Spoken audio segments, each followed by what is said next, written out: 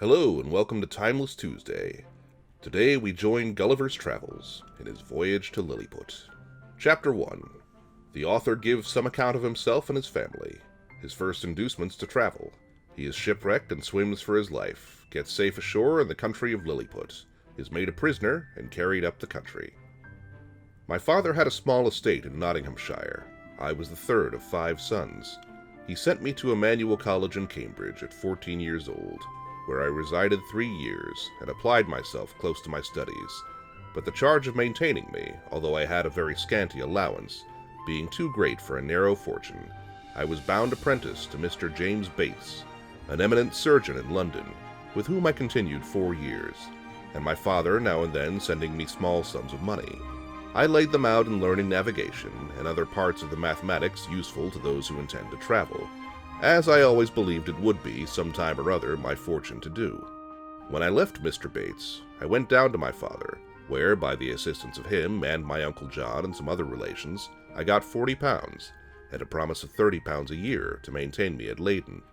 There I studied physic 2 years and 7 months, knowing it would be useful in long voyages. Soon after my return from Leyden, I was recommended by my good master, Mr. Bates, to be surgeon to the Swallow, Captain Abraham Pannell, commander, with whom I continued 3 years and a half, making a voyage or two into the Levant and some other parts. When I came back, I resolved to settle in London, to which Mr. Bates, my master, encouraged me, and by him I was recommended to several patients. I took part of a small house in the Old Jewry, and, being advised to alter my condition, I married Mrs. Mary Burton, second daughter to Mr. Edmund Burton, hosier in Newgate Street, with whom I received £400 for a portion. But my good master Bates dying in 2 years after, and I having few friends, my business began to fail, for my conscience would not suffer me to imitate the bad practice of too many among my brethren. Having therefore consulted with my wife and some of my acquaintance, I determined to go again to sea. I was surgeon successively in 2 ships, and made several voyages for 6 years to the East and West Indies, by which I got some addition to my fortune. My hours of leisure I spent in reading the best authors, ancient and modern, being always provided with a good number of books, and when I was ashore in observing the manners and dispositions of the people, as well as learning their language, wherein I had a great facility by the strength of my memory. The last of these voyages not proving very fortunate, I grew weary of the sea, and intended to stay home with my wife and family. I removed from the Old Jewry to Fetter Lane, and from thence to Wapping, hoping to get business among the sailors, but it would not turn to account. After 3 years' expectation that things would mend, I accepted an advantageous offer from Captain William Pritchard, master of the Antelope, who was making a voyage to the South Sea. We set sail from Bristol, May 4th, 1699, and our voyage at first was very prosperous. It would not be proper, for some reasons, to trouble the reader with the particulars of our adventures in those seas. Let it suffice to inform him that, in our passage from thence to the East Indies, we were driven by a violent storm to the northwest of Van Diemen's Land. By an observation, we found ourselves in the latitude of 30 degrees and 2 minutes south. 12 of our crew were dead by immoderate labor and ill food. The rest were in a very weak condition. On the 5th of November, which was the beginning of summer in those parts, the weather being very hazy, the seamen spied a rock within half a cable's length of the ship, but the wind was so strong that we were driven directly upon it and immediately split. 6 of the crew, of whom I was one, having let down the boat into the sea, made a shift to get clear of the ship and the rock. We rowed, by my computation, about 3 leagues, till we were able to work no longer, being already spent with labor while we were in the ship. We therefore trusted ourselves to the mercy of the waves, and in about half an hour the boat was overset by a sudden flurry from the north. What became of my companions in the boat, as well as those who escaped on the rock or were left in the vessel, I cannot tell, but conclude they were all lost. For my own part, I swam as fortune directed me, and was pushed forward by the wind and tide. I often let my legs drop and could feel no bottom, but when I was almost gone and able to struggle no longer, I found myself within my depth, and by this time the storm was much abated. The declivity was so small that I walked near a mile before I got to the shore, which I conjectured was about 8 o'clock in the evening. I then advanced forward near half a mile, but could not discover any sign of houses or inhabitants. At least I was in so weak a condition that I did not observe them. I was extremely tired, and with that, and the heat of the weather, and about half a pint of brandy that I drank as I left the ship, I found myself much inclined to sleep. I lay down on the grass, which was very short and soft, where I slept sounder than ever I remembered to have done in my life, and, as I reckoned, about 9 hours, for when I awaked, it was just daylight. I attempted to rise, but was not able to stir, for as I happened to lie on my back, I found my arms and legs were strongly fastened on each side to the ground, and my hair, which was long and thick, tied down in the same manner. I likewise felt several slender ligatures across my body, from my armpits to my thighs. I could only look upwards. The sun began to grow hot, and the light offended my eyes. I heard a confused noise about me, but, in the posture I lay, could see nothing except the sky. In a little time, I felt something alive moving on my left leg, which, advancing gently forward over my breast, came almost up to my chin, when, bending my eyes downward as much as I could, I perceived it to be a human creature, not 6 inches high, with a bow and arrow in his hands, and a quiver at his back. In the meantime, I felt at least 40 more of the same kind, as I conjectured, following the first. I was in the utmost astonishment, and roared so loud that they all ran back in a fright, and some of them, as I was afterwards told, were hurt with the falls they got by leaping from my sides upon the ground. However, they soon returned, and one of them, who ventured so far as to get a full sight of my face, lifting up his hands and eyes by way of admiration, cried out in a shrill but distinct voice, "Hekinat Ghoul!" The others repeated the same words several times, but I then knew not what they meant. I lay all this while, as the reader may believe, in great uneasiness. At length, struggling to get loose, I had the fortune to break the strings and wrench out the pegs that fastened my left arm to the ground, for by lifting it up to my face, I discovered the methods they had taken to bind me, and at the same time, with a violent pull which gave me excessive pain, I a little loosened the strings that tied down my hair on the left side, so that I was just able to turn my head about 2 inches. But the creatures ran off a second time before I could seize them, whereupon there was a great shout in a very shrill accent, and after it ceased I heard one of them cry aloud, "Tolgo Fonak!" when in an instant I felt above 100 arrows discharged on my left hand, which pricked me like so many needles, and besides they shot another flight into the air, as we do bombs in Europe, whereof many, I suppose, fell on my body, though I felt them not, and some on my face, which I immediately covered with my left hand. When this shower of arrows was over, I fell a-groaning with grief and pain, and then, striving again to get loose, they discharged another volley, larger than the first, and some of them attempted with spears to stick me in the sides, but by good luck I had on me a buff jerkin which they could not pierce. I thought it the most prudent to lie still, and my design was to continue so till night, when, my left hand being already loose, I could easily free myself. And as for the inhabitants, I had reason to believe I might be a match for the greatest army they could bring against me, if they were all of the same size with him that I saw. But fortune disposed otherwise of me. When the people observed I was quiet, they discharged no more arrows, but by the noise I heard, I knew their numbers increased.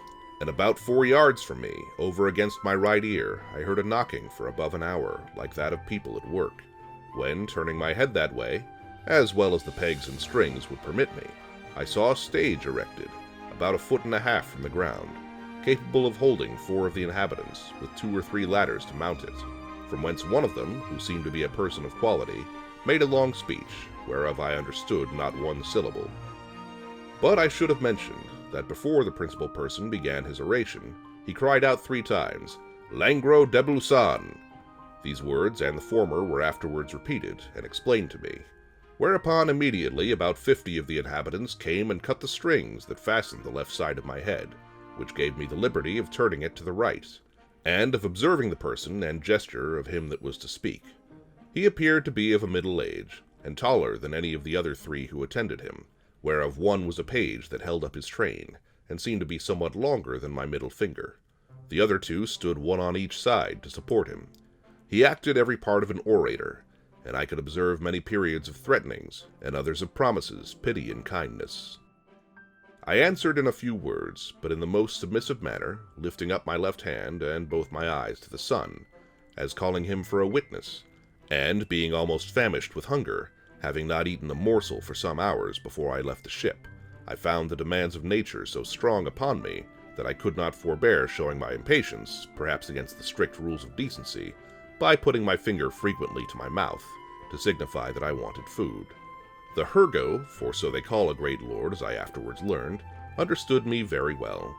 He descended from the stage, and commanded that several ladders should be applied to my sides, on which above 100 of the inhabitants mounted, and walked towards my mouth, laden with baskets full of meats, which had been provided and sent thither by the king's orders, upon the first intelligence he received of me.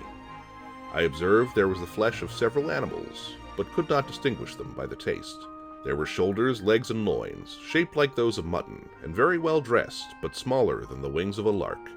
I ate them by 2 or 3 at a mouthful, and took 3 loaves at a time, about the bigness of musket bullets.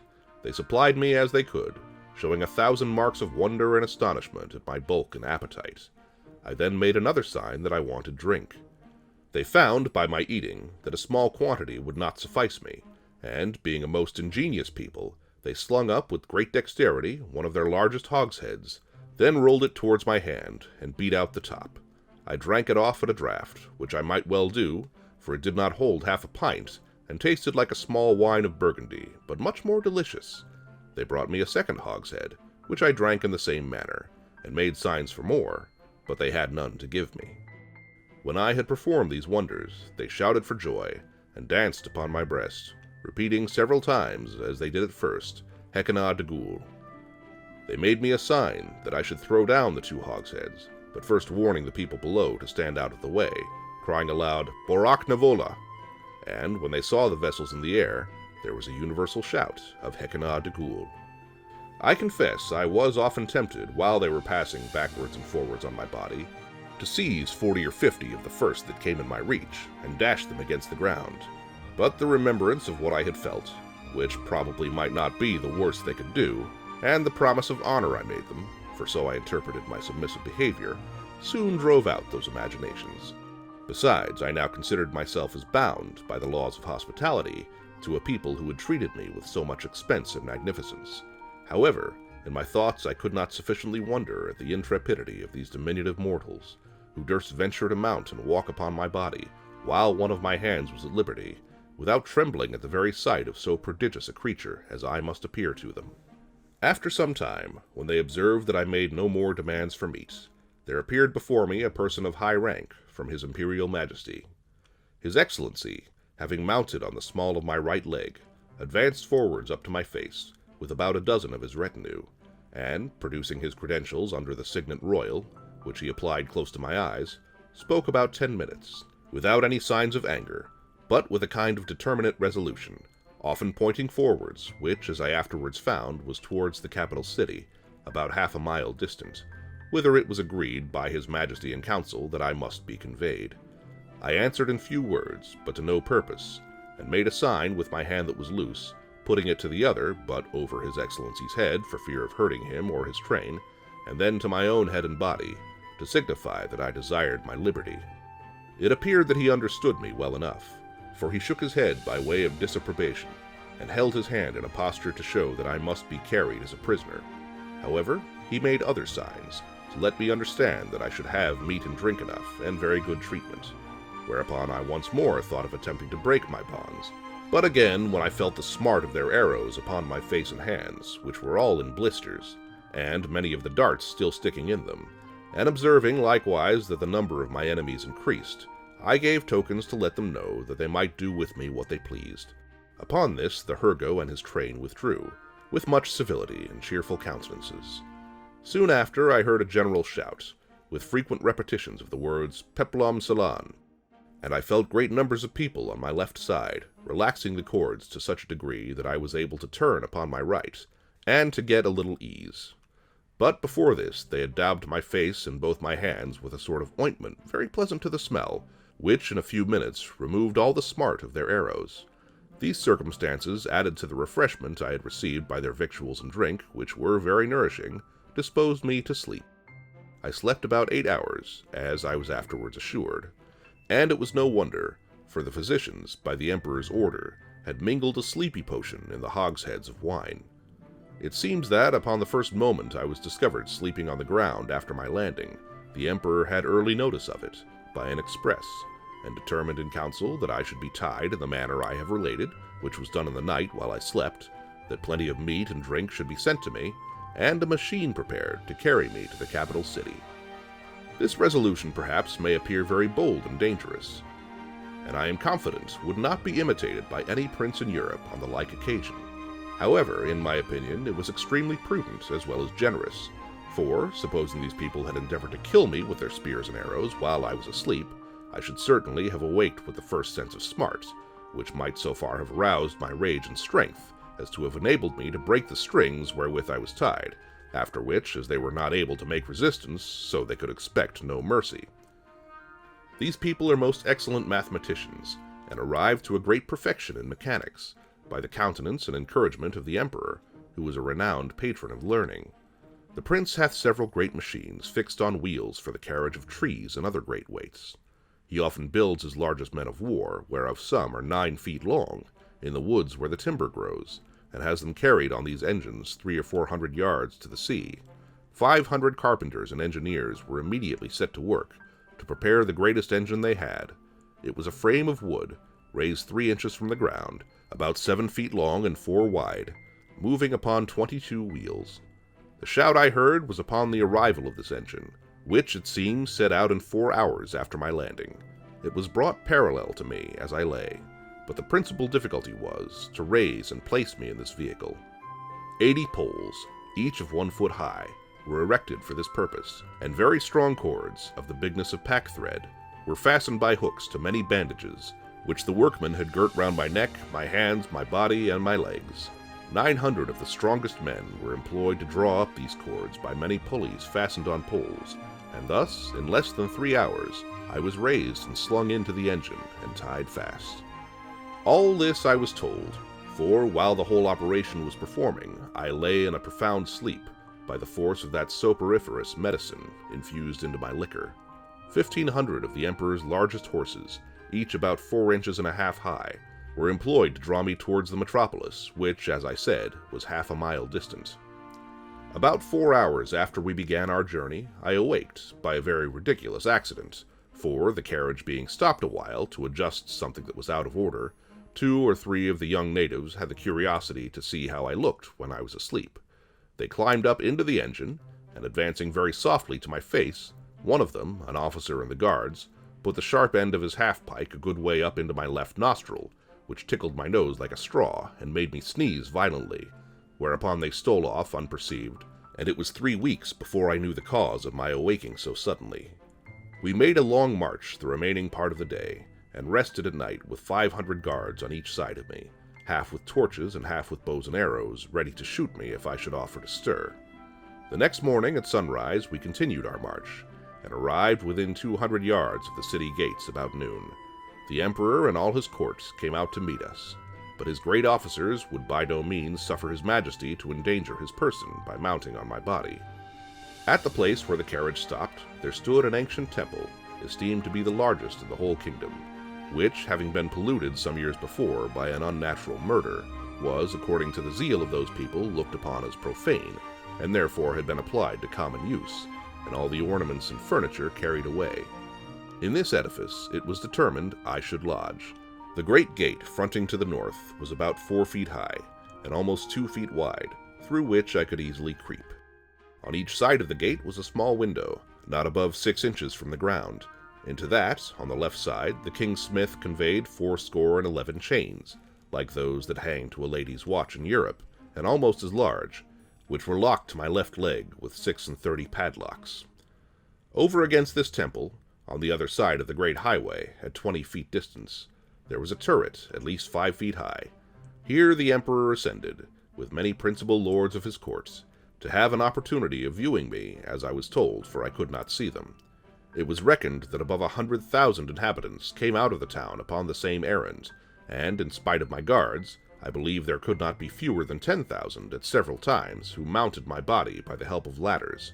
But a proclamation was soon issued to forbid it upon pain of death. When the workmen found it was impossible for me to break loose, they cut all the strings that bound me, whereupon I rose up, with as melancholy a disposition as ever I had in my life.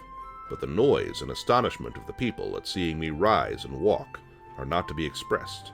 The chains that held my left leg were about 2 yards long, and gave me not only the liberty of walking backwards and forwards in a semicircle, but, being fixed within 4 inches of the gate, allowed me to creep in and lie at my full length in the temple. Thank you for joining us for Timeless Tuesday. Next week, we'll continue with Chapter 2 of Gulliver's Travels, A Voyage to Lilliput.